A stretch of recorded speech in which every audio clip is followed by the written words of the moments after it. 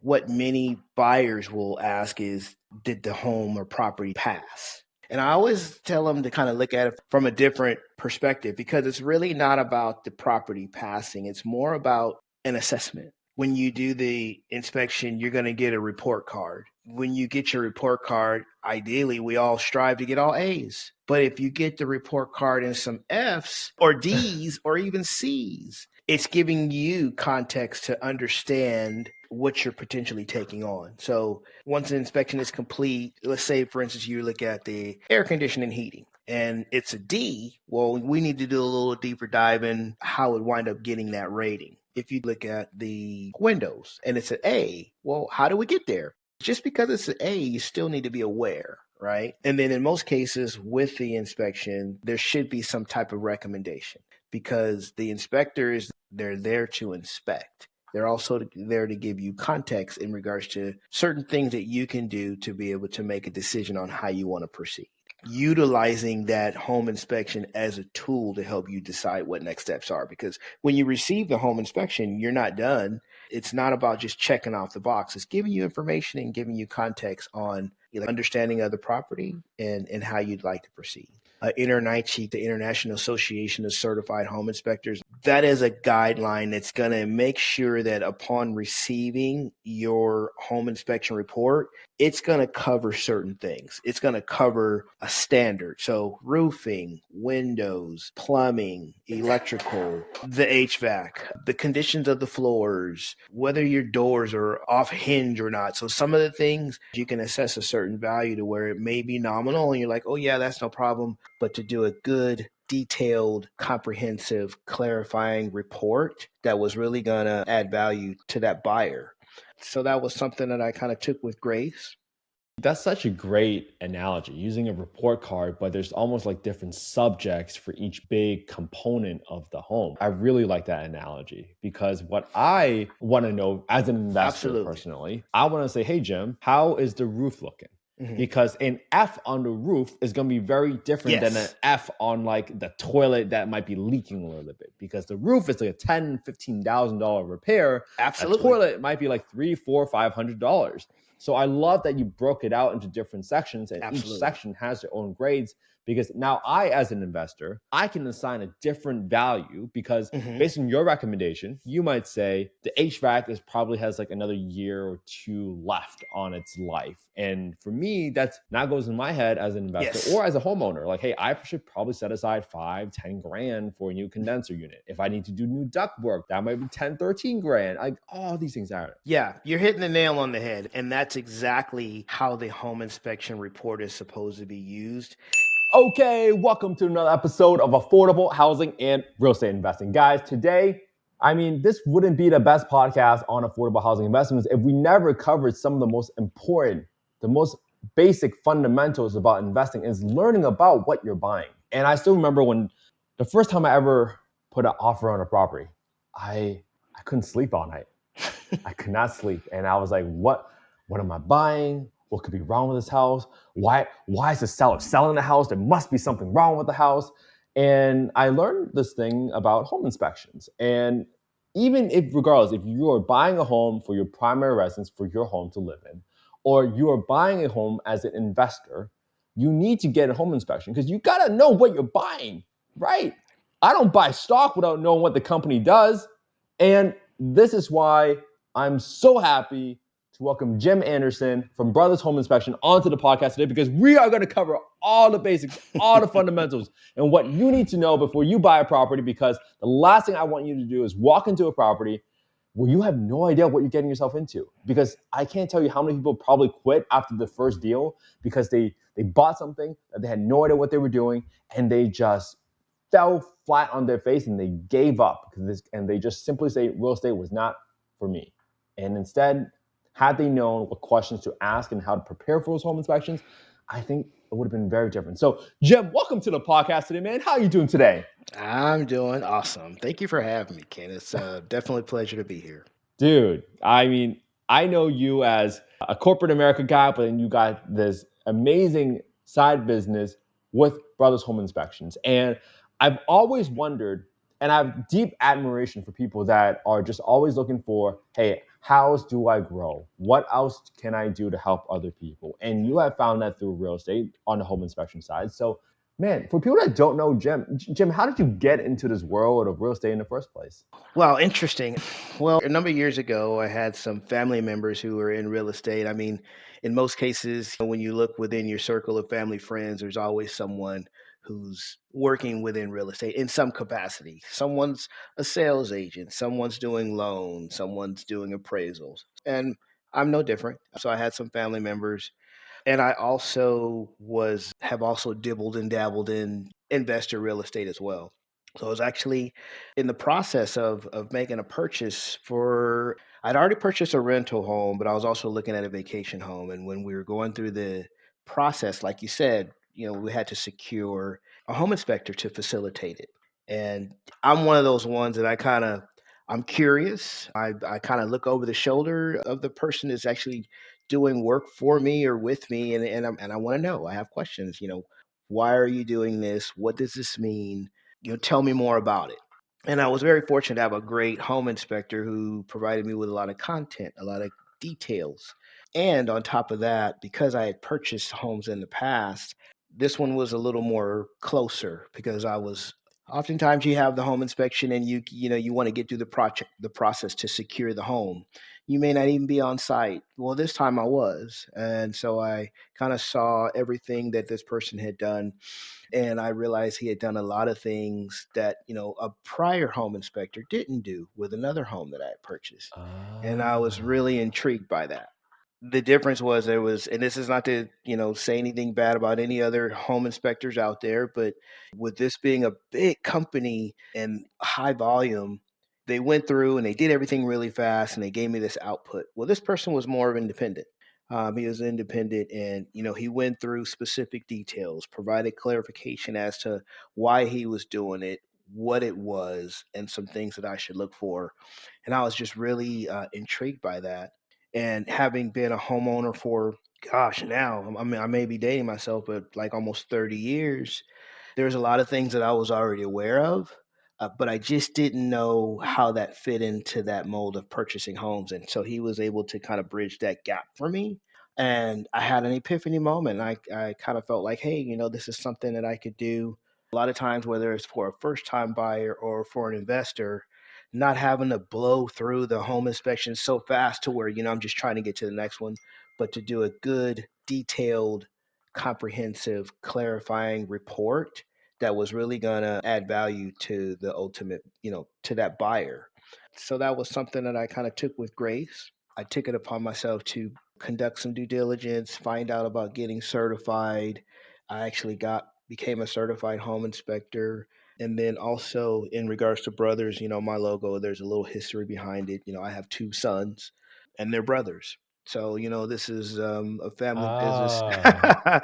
This is a family business that I do, and that I also, do my best to engage my sons and give them opportunity to kind of enter into the business, at least from this side.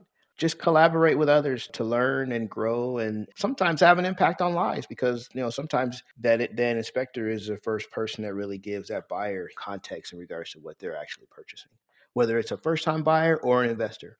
Oh, that's so good. Man, Jim, I think provide a little nugget there where people, especially if they've never done one before, it makes so much sense to just look over the shoulder of a home inspector while they're going through the house and asking those questions like you did. Now, I want to dive a little deeper into that point where you said, I saw this home inspector Mhm. doing things that the prior home inspector didn't do. Can you share some examples of what that was? Like, was it the way he was looking at things? Was it the way he was, I don't know, shining his flashlight in a certain corner? Tell us a little bit more about how you knew that he was doing something that was a little atypical compared to your prior. Well, I think initially, part of the things that I didn't see might have been more on my end based on my lack of knowledge or, the view at which I was looking at things. So it's not just, like I said, it's not to take away from anything or anyone. I know that throughout the industry, there's a standard. I would probably say most home inspectors use, and it's called an InterNACHI guideline, right? And that InterNACHI guideline provides context, and it is a standard, right? And so Following those standards is one thing, but then having the report once you receive it, it's another. So sometimes, like I've seen inspection reports that come on a spiral notepad where there's certain boxes that are checked.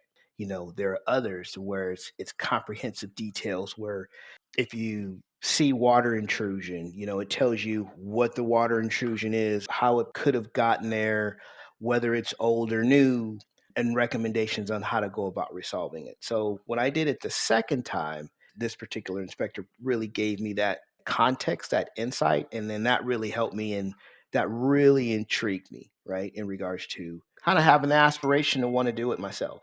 Jim, what questions should investors ask their home inspectors that they sometimes don't, but you think they should?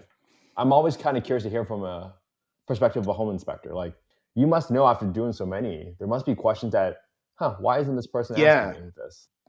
Well, I'm not exactly sure if it's a question that they should ask because what many buyers will ask is, did the home or property, did it pass? Right? They'll say, did it pass? And I always tell them to kind of look at it from a different perspective because it's really not about the property passing. It's more about an assessment, right? So if you look at it more of like when you do the inspection, you're going to get a report card. When you get your report card, ideally, we all strive to get all A's.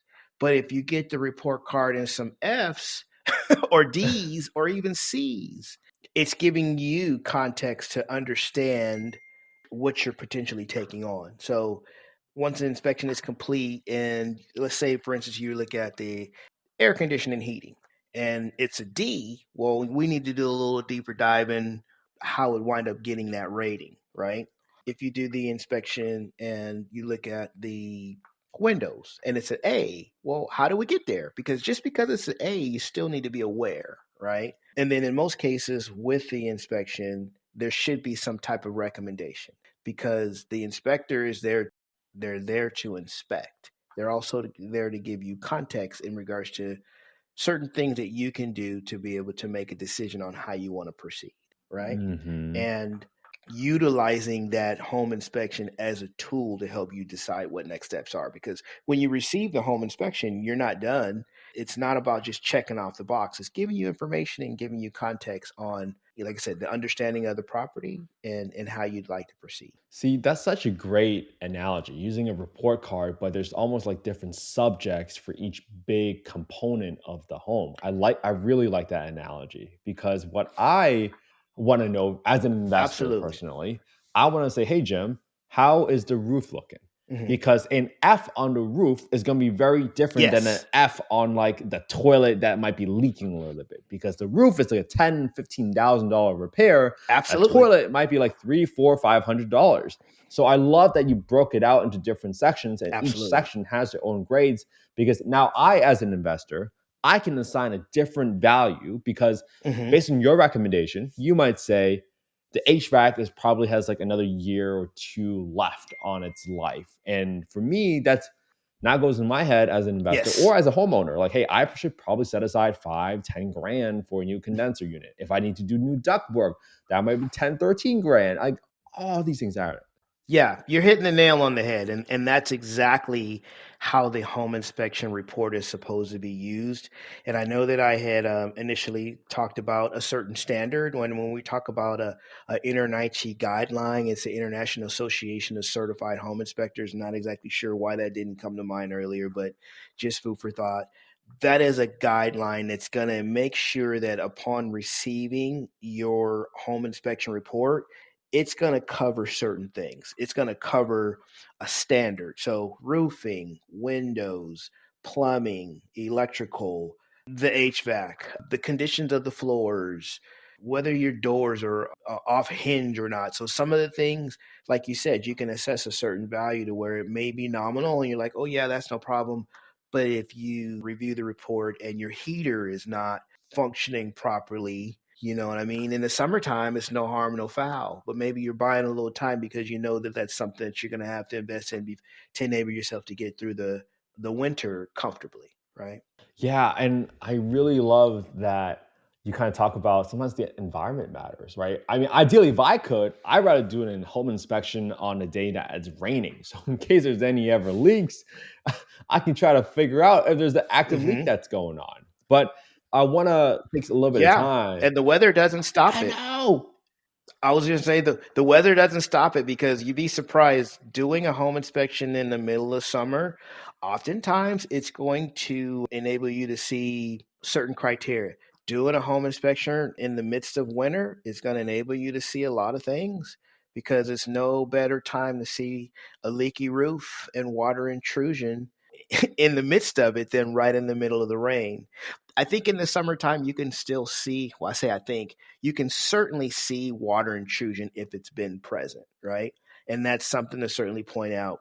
But boy, if it's raining, like it did the other day, and you do that home inspection and you see that there's some type of water intrusion, whether it's coming through your roof or penetrating through your walls or running down through a crease in the bathroom, yeah, the winter season, it's not going to stop a person from purchasing a home. It's not going to stop a home inspection from getting complete. Yeah, I mean, I've had one property in Scottsdale where there was a leak. And then after I saw the leak, the next day I sent to someone to look at it. They're like, hey, dude, it all dried up.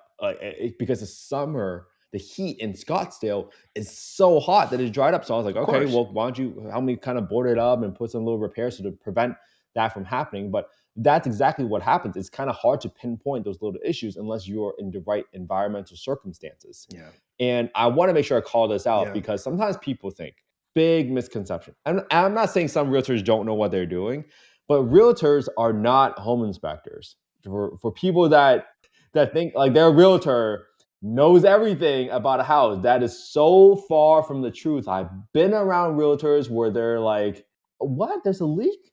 And literally, you can see the home inspector shining a light on the wet spot on the ceiling, and they're like, "Oh, where's Yep. that coming from?" And they can't even tell where it's coming from Hmm. because they lost track of what's upstairs and what's downstairs. And it blows my mind how Right. little sometimes Yeah. realtors know. So a home inspector is on your side. Oh, for sure. I've seen leaks where it wasn't from the roof. Two-story home, beautiful home, leak coming off the French tub in the master bedroom, right? And so, you can kind of trail it to, oftentimes you can kind of run it to where the source is. Sometimes it's accessible, sometimes it's not. Whenever there's a trail, you certainly have to indicate that. You certainly have to indicate where there's a possibility of water intrusion. And then the other thing is, we are subject matter expert at our craft. So our responsibility and duty is to be able to assess and evaluate the home. In regards to going into finding all the intricate details, we have to make a recommendation that you contact the subject matter expert. I can certainly assess whether the HVAC is working properly. In the event that it's not, I don't know if it's Freon or a broken hose or a Mm. compressor. We have to make a recommendation of that qualified professional to come in and assess it. And it's certainly better to be able to do that at the time that you're assessing what the next steps are by bringing in that professional to provide additional criteria. And that goes into, is it severe? Is it nominal? How cost effective is it? Does it require an entire replacement? Those are the types of things that the qualified professional will do. Yeah, I love how you kind of went through that. And even when you call a qualified professional, I'm of the opinion, especially if it's your first property, to get at least three opinions on whatever it Hmm. is that you're doing. For me personally, because I Hmm. just bought a home. They said the home inspector said, "Hey, the HVAC is pretty old. It might have like a year or two or three left. Just be very mindful, right?" And I can make some referrals to that. So I brought in one HVAC guy. HVAC guy's like, "Oh, they did such a shoddy job without a duct, and if you want to put in a new unit, it's going to be like $13,000." I was like, "Oh, okay. Let me go call another Hmm. person." Call Okay. another person. He comes in. It's like, Hmm. "Hey, dude, man, we're just gonna add some refrigerant, some Freon, and that's like $300 maybe." And I was like, "How's the ductwork?" He's like, "Honestly, I mean, looks pretty good to me." I was like, "Wait a minute." I had another guy said it was like complete shoddy job. They're like, "Dude, that guy was trying to sell you something because I think it's perfectly fine." And that's how crazy opposite ends of the spectrum can be. So you got to get opposite ends of the spectrum. You got to get multiple opinions. More than one opinion. Please do that. Yeah. And it's so many different, it's so many different opinions and criteria, but ultimately those three opinions help you to make a decision, right? Mhm. Because I kind of go back to when I was a kid, right? And I had a bicycle. If I had a flat tire, I could take that tire off and patch it, with a little cement glue and a lighter and put the patch on it and then put it right back together. And guess what? My bike's great. I had a friend of mine down the street, and when they got a flat tire, she would go tell her dad, my tire's flat, and he would go to the store and buy a brand new tube. Right. I had another friend, they would take their bike and go into the bike shop, and let them do everything they did. And when they came back to pick their bike up, their bike was good as new. Well, at the end of the week, we were all riding our bike, but it was a different path on how we got there. So it all depends on that individual. But again, those are three different scenarios, similar outcomes, but the path to get to where we were was quite differently. And in the case of, the air conditioner, sometimes it could be cost effective and sometimes it could be pretty expensive. It all depends on, sometimes it's time. I don't have the time to be able to do that. Just fix it, right? So it all depends on the time. That's such a good analogy, Jim. Information is such a good one. I'm going to steal that one from you, man. I'm going to start using that one to explain to other people about how one problem can invite three different solutions, three different calls, completely opposite ends of the spectrum. And well, let's kind of go into some of the major systems. I want to not just like a normal inspection, but I'm really curious to hear from your inspector's eyes, right? Obviously, there's international standards that you have to go through, checklists and stuff like that. But when you are an investor and you have an inspector going through the roof, right? What types of things do people typically miss when it comes to the roof? What are your thoughts there? I usually look for things that could potentially have a ripple effect later, right? And so ultimately, that could be a broken shingle, because a broken shingle or a cracked shingle is a gateway for other things to happen. That shingle is there to provide a certain purpose. And if you just see one broken one or one cracked one or even a missing one, that's opened up a door for when it rains, you don't have that protection and it could be a ripple effect later. So that little simple thing that could potentially be a quick fix, if you ignore it, it could potentially snowball. The same thing around when your sealants in regards to any extrusion coming out, whether it's a vent or it's a flashing or anything like that. Yeah, I always want to make sure that those are sealed, depending on the year of the house or when it was built. How often do you actually go up to your roof and inspect it to go, oh, okay, well, this ceiling is deteriorating, right?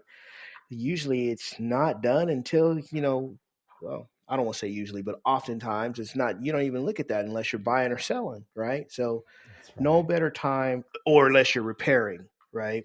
So no better time to really review the report and even ask the inspector, hey, listen, I'm really interested on the conditions of the flashings, because I don't want to get through the home, have everything great, and because it was something that's so minor, we let that get through the cracks, because that could be costly in the future. Mostly depending on your climate, depending on the region that you live in. Water is the softest, nicest thing until it's not. It could also do the most damage, opening up for moisture and mold and all those types of things. But when it comes to the roof, those are the things that I really look for: is broken tiles, missing tiles, flashings, any area where water could infiltrate to cause more damage. Yeah, I loved how you really emphasize on where water can intrude. I mean, it's just so, from the roof, it goes right down to the floor, to the foundation. I mean, I've seen homes where the gutter doesn't go divert the water away from the foundation of the home, and it just goes straight down. And I was like, well, let water get into the foundation of the home. That's going to cause some problems. Well, that's another one. I mean, when you're talking about gutters, it's one thing to have gutters, if they're clogged up, then are they even working, right? So going up there to make sure that they're all cleared out. But to your point, a lot of times when you have the gutters and the drains and they're coming off to, send the water away from the house, if it doesn't have that boot on it to divert it away from the house, it's going straight down. We don't know if it's the type of soil. We don't know if it's concrete. We don't know, if it's grass. But that water, year after year after year, if it gets saturated, I mean, it can have an impact. Is it going to have an impact on the foundation where, oh, the house is unstable? Perhaps not, right? There's so many different, types of houses where there's certain houses where they've got raised foundations and they've got joist underneath. And if you have gutters and the drains go straight down, that water could go right underneath the house. So water is erosion, right? Year after year after year, it could cause a problem. But to be able to take that elbow, stick that on there, and divert that water away from the house, it's a small, I don't want to call it a trick of the trade, but it's a small addition to prolonging, your investment, to make a long story short. Exactly. It's like that small little thing. Like, why wouldn't you do it? I mean, we see on the news all the time of houses being washed out to shore because of water erosion. You don't think that's going to happen over 100, Right. 1,000 years? But Right. hey, it might not happen tomorrow. But if you can just do that Right. little tweak, just like what Jim recommended, to make the water go a Yeah. little further away from your house, and that saves you thousands, if not tens of thousands of dollars, does make Yeah. sense. Please do that. And Yeah. well, Jim, we just started talking about foundation. Let's talk a little bit about that, because obviously I understand that you're not like a Okay. structural engineer, but when do you hmm see signs that you typically would recommend like a structural engineer or a buyer to go ask like a specialist about the foundation? Like, what are those warning Oh boy. signs? I mean, I've seen so many. You see these nice, beautiful trees in a developed community and you purchasing a home. I've actually seen the tree roots have an impact on the foundation where Oh, that nice, beautiful tree that's been there for 20 years in great shade, canopy over the house, patio, things like that, those roots infiltrated the foundation of the house and buckled. And how I found that is as I was doing the inspection on the house, the inside of the house, the floor bowed. It bowed. And I'm thinking, that's interesting. So again, part of the inspection, going in and visually looking at everything in a room, windows, electrical, the walls, the types of walls, whether it's plaster, drywall, gypsum, whatever, looking at the floor. So as I'm walking through the floor, I could feel a bow in it. So we essentially pulled up the carpet to see what that bow was. The concrete was cracked. wow. The tree roots, it grew up under the foundation over all those years, so much pressure that it cracked the concrete. So Wow. now I have to bring it to the buyer's attention, but ultimately what they had to do was they had to go out and get a structural engineer to really assess, that condition of the home, because the way that I saw that was a safety issue, because when your foundation is impacted like that, it's just a matter of time before, whether it goes from one room to another room to the kitchen to the framing. So I had to actually make the recommendation of a structural engineer to come in and evaluate it. Wow. And how big was that crack? Like, make it real for people. Like, what are we talking about here? I would probably say, in addition to the bow, you got to take in consideration when you look at concrete that's poured, for it to have a crack in it that's, I don't know, an eighth of an inch, You can put your finger in there. no more. Yeah, between, I'd say, well, I think a quarter of an inch is pretty wide, but somewhere between a quarter and an eighth of an inch of a crack. So if you think about that, that's small. It's tiny, but it's a crack. You know what I mean? And it wasn't flush. It was prevalent enough for me to see it as I walked in a room and said, "Hey, it's not flush here. This is not flat, and this is just not something under the carpet.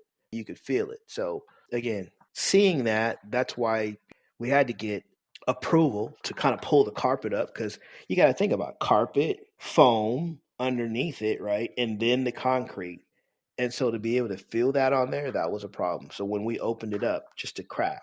So naturally for me, I take a picture rather than try to use verbiage to articulate this issue. My reports have a picture to say, this is what I'm saying. And then there's additional context, right? Because a picture, as we know, is worth 1,000 words. So not only did they use that for the inspection report, they also use that inspection report to initiate conversations with the structural engineer to come out. Oh, this is Gave him context, yeah. right? And this is so good. And that's why you need someone looking at your property for you, because otherwise you're going to miss on some of Absolutely. these details, or maybe you just haven't stepped on enough houses before, and you don't Yeah. know what a bow looks like or what a slope feels like. You're like, oh, Right. I'm buying a house on the hill, so it's going to slope a little bit. It's like, I don't really think it should be sloping like Yeah. that. Well, I had another property that I'd done where it was a raised foundation where the home was on joist, right? And so the joists were okay, but the water line, they had replaced the galvanized lines and they put new water lines into the whole home. There was a couple lines that they bypassed because they were in, at the time, moderately good condition, only to find out some type of pressure had an impact on those lines. The line underneath the house was leaking. The leak saturated one of the joists that held the house up. So again, there's a certain area that was in the house, and it was, I believe it was like a hallway close to the living room, where instead of a bow, it was a depression. So when you walked in, you could feel like the floor kind of seep down. And so going under the home and looking to inspect the joists and the foundation of the house, we found this leak. It's like, there's your problem in regards to why there's a depression there, right? And it was a moderate leak, just drip, drip, drip, drip, drip, which when you think of a leak in your house, a drip, drip, drip, just imagine that on a 24-hour basis. Drip, drip, drip. It impacted the pressure of the water in the house and was causing a structural issue with the joist that was providing the support. So not only do they have to come in and get a plumber to evaluate the water line that had already been repaired, I don't want to say they did a poor job, but the job that they did certainly had room for improvement. And as a result of that, it caused an issue in other areas. So, and this all came in the report. And see, people listening might be wondering why is Kent spending so much time on his foundation thing? And I'm spending all this time because these are the items that you can't take or figure out from those beautiful professional photos that have been edited for lighting on a listing when you're buying a property. You can't Oh, see no. a slope. You No. can't see depression in the floor when they're doing that. You only see the photoshopped fireplace that's always on in the pictures.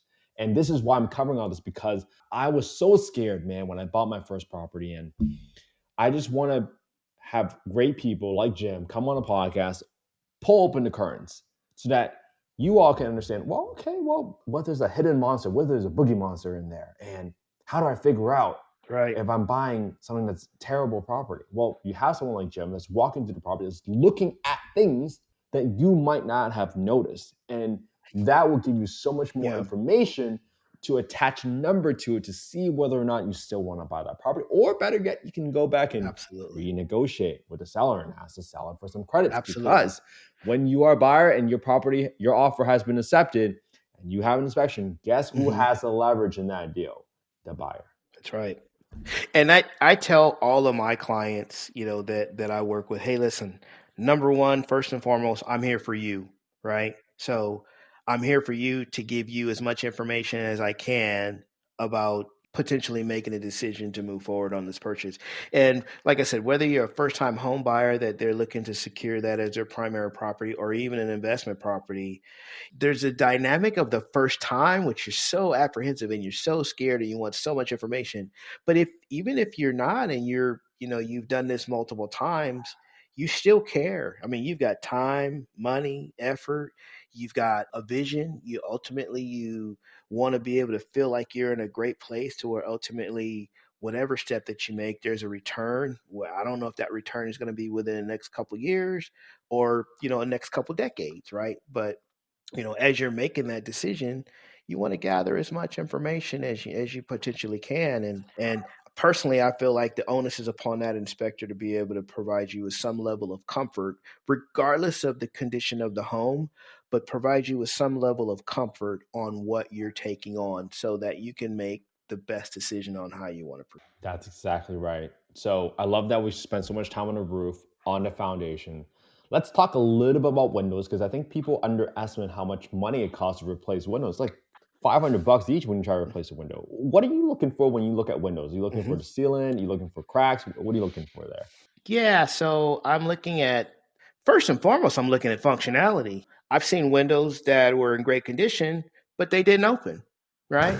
And so if a window doesn't open, that's a fire hazard. So if the house is on fire and you can't get out the window and that's your only exit, that's a problem. So part of my inspection when it comes to windows, I just want to see if it functions properly. I don't want to have an extra effort. I don't want to do a whole bunch of shimming around. I just want to open the window and I want to close the window, right? So I'm testing for functionality. Secondly, screens. Sometimes, I mean, I think you can expect for your screens to deteriorate over a certain period of time. But when you purchase a home, they're supposed to be in a condition to where you can step right in there and be comfortable opening the window and having the screens. If they're torn, if they're worn, then I'm going to call that out. Seals on the inside and the outside, right?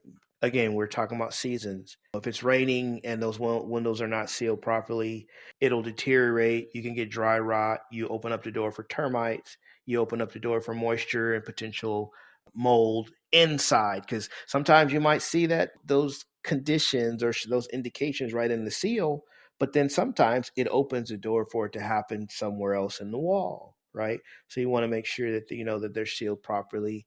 And then there's the types of windows. Sometimes you have encasements, you have single pane, double pane. For single pane, I want to make sure that they're pressurized so they're not fogged up and having moisture in there. And because if they are, then that's certainly an opportunity for a qualified window specialist to come out and evaluate them. And to your point, those windows, they can be costly. So you want to make sure that you're able to address that in the midst of the home inspection. So whether it's you or you talking to your agent or even in the negotiation process of the seller to say, hey, these are something that's a big concern. It's a certain cost to me. Perhaps we can have a discussion in whether we have these repaired or you allocate a certain amount of money for me to repair them. There's all types of, as you know, there's all types of options that can come out of the result of that home inspection. And again, how you go about making decisions. Got it. I mean, this is so good. I mean, I love that we're covering every single system. We already talked about HVAC earlier. What are you looking for when it comes to plumbing? I always tell people for plumbing, get a sewer scope. That's the number one thing I recommend. But what are you noticing elsewhere in the house when it comes to plumbing? Again, functionality. I want to make sure that, let's say that you take possession of the house and you purchase, you want your water to come on. You want your water to shut off. You want your water to get hot. You want your water to be pressurized. So these are all the things that we're looking at. I've been in homes where the water quality was kind of tough or hard, where you get calcification on the shower head and the sinks. That's not necessarily, that's not an indication of whether your plumbing is working properly. That's an indication of the quality of the water, but it could have an impact, so I want to be able to call that out as well. But yeah, so I will check the water pressure just so that they know water pressure, it's a little subjective and there's a variance, but it could be impacted by the community that you live in, how old the community is, how many homes it is, what time the inspection occurs, right? Is it during the week? Is it the weekend? Is it in the morning? Is it in the evening? So there's usually a range to where we make the recommendation of the water pressure is.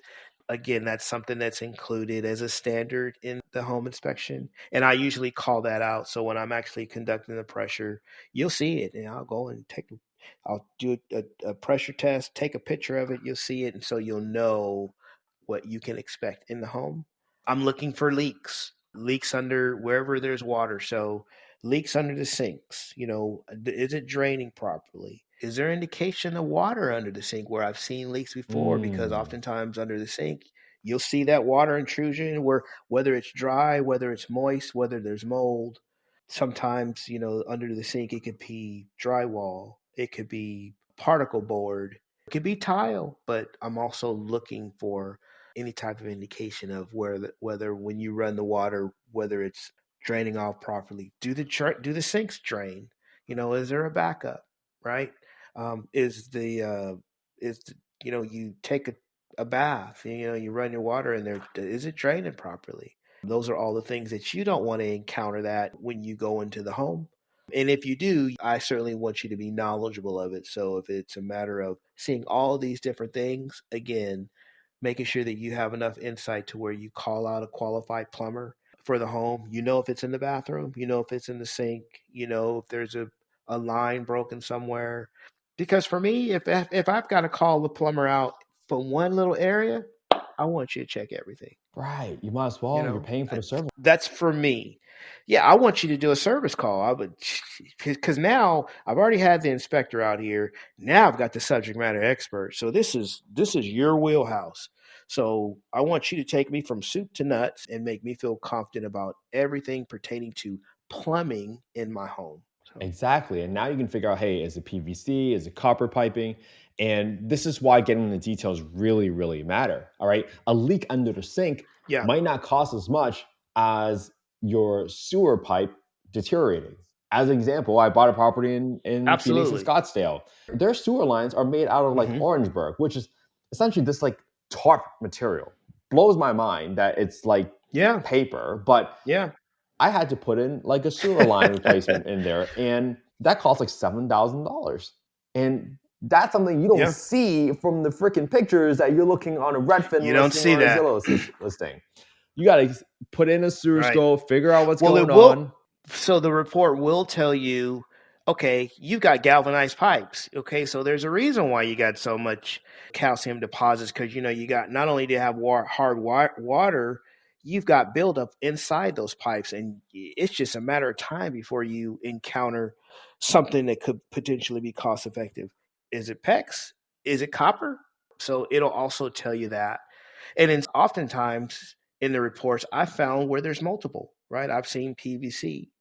Sometimes you get homes where they've done the DIY job. They're like, oh, I'm going to go out to Home Depot and I'm going to fix this myself. And so you get that, right? So not to say that it didn't work, because some DIY jobs are just better than subject matter expert because they put so much quality into what they've done. So I don't go in with any biases. I go in and my job is to gather information, gather as much intel as I can, and tee up this report to equip the buyer to be able to make decisions on their next steps. Yeah, and this is so good. And I mean, these are all little details that people, if you're listening to right now, I mean, you can look up the difference between the different types of piping, what's more beneficial, what's the right type of piping Hmm. or the new type of items that's up to code, if you will, because that also applies to electrical, right? You Hmm. can start looking at your electric panel It and say, does. hey, is this a really outdated panel or is this a newer one? Like, what are you looking for when it comes to electric panel? Right. So, when I'm looking at the electric panel, and this is so subjective because whether you bought a house that's 5 years new or you bought a house that's 50 years old, right? That electric panel could be different. And then for that one that's 50 years old, how many upgrades have they made within those 5 different decades, right? But I'm looking for I don't want to say the hardware, but I want to find out like the conduit. Is it Mm. NMC? Is it copper? Is it aluminum? I want to find out if they're breakers or fuses. I want to be able to share that information, with the buyer so that in the event that they have to go out and look at their panel box, at least they're aware, right? Yes. If they want to add on, does the panel box have additional slots to where they can add additional information? I want to call out what the amperage is for the home because like I said, that 50-year-old home, when it was built, 50 amps was two thumbs up with two pole switches, things like that.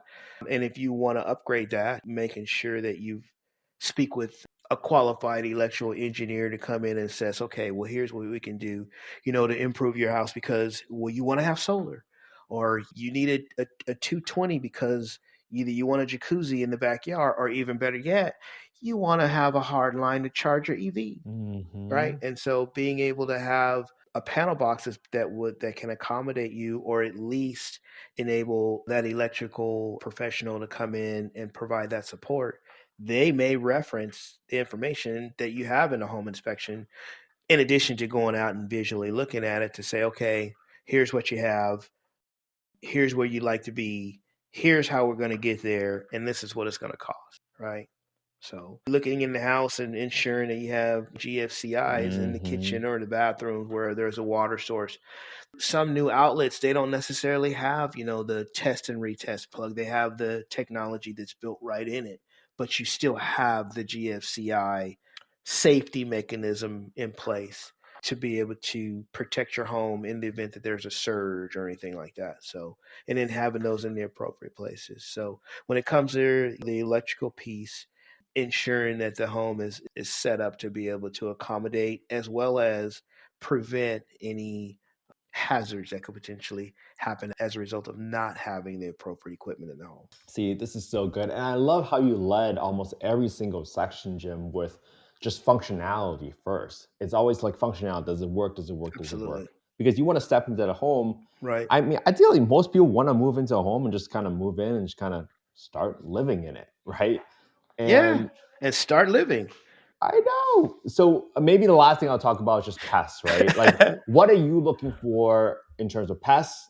And then, I mean, typically, I always ask a termite inspector to come out to the house no matter what. But I'm always curious to kind of Of hear from course. you, like, what are the Yep. signs or telltale signs that you see right away that you're like, hey, there's a termite problem here. One, you go get a termite expert out here. Yep. Anytime I see any type of indication of termites, it's automatic, right? Pests is a big bucket.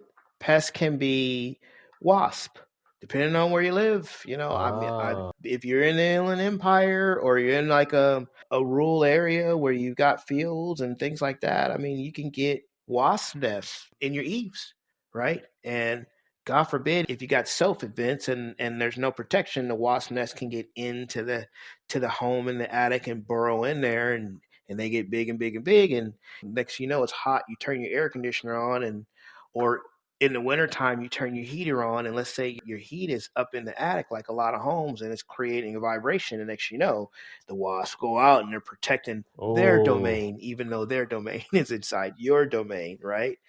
So termites, wasps, any type of insect that can burrow like mice or rodents. I've seen fecal matter.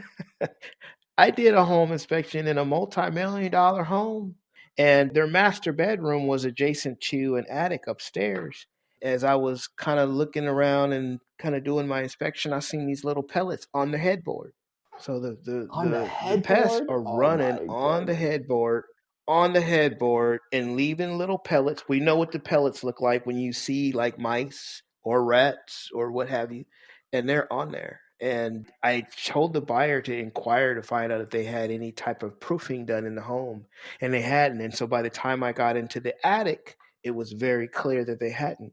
There was burrows where you could see, tracks and lots of fecal matter where they had left it. And so again, that falls under the category of pests. And I tell you, with this, there's nothing better than a picture to be able to share the story. So, you can just imagine, even if that buyer didn't buy the home, the seller probably pellets right on the headboard. I'm like, you're sleeping, that's your comfort, that's your domain. And I'm like, wow. So those are other things, that as we're doing our inspections, again, we have an onus to bring it to the buyer's attention. And that, again, that's also part of the standard INTERNACHI guidelines. So if you see pests, you call it out.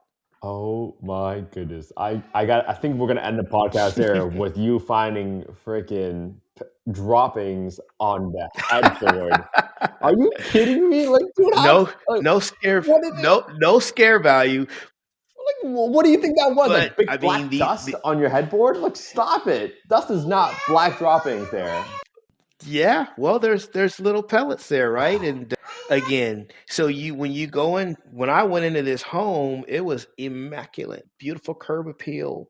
Like I said, it's a multi-million-dollar home, and then again, that's why as an inspector, I can't go in and be biased. I have to go in with an open and clear eye of not being influenced by things that could potentially just be grandiose, like wow, just beautiful curb appeal, immaculately manicured yard, and then you go in the home, and some of they were still there. Some of it could potentially be staged or what have you, but I have to go in and give the context. It's going to help my customer. My customer is the buyer, right? And so, as beautiful as a home is, that's great.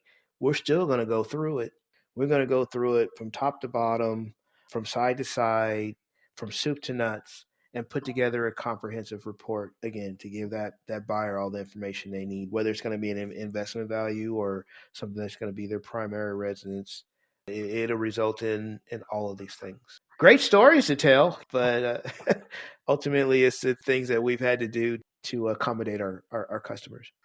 All right. So this is where I think I'm going to end the podcast. But Jim, you have provided so much information. I'm so grateful for you coming onto the podcast today, man. You have shed so much light, especially for the newbies that might be thinking about buying a property for the first time. Now they know at least where to begin and where to start. So, Jim, where can people find out more about your business? So, like I said, I am independent, but I'll put some information in the chat in regards to what my link is. I'll drop my Instagram link in the chat where it have all my contact information. I mean, I'm certainly happy to accommodate. Like I said, I have a schedule to where I work with the buyer. Sometimes it's a sense of urgency. Sometimes, they're not so much as in a hurry, but I can work with them and accommodate them on a level to where they're not feeling pressed or rushed. But yeah, I'll put that information in the chat. And if anyone either has any additional questions that they just kind of need to inquire about, I'm happy to address those.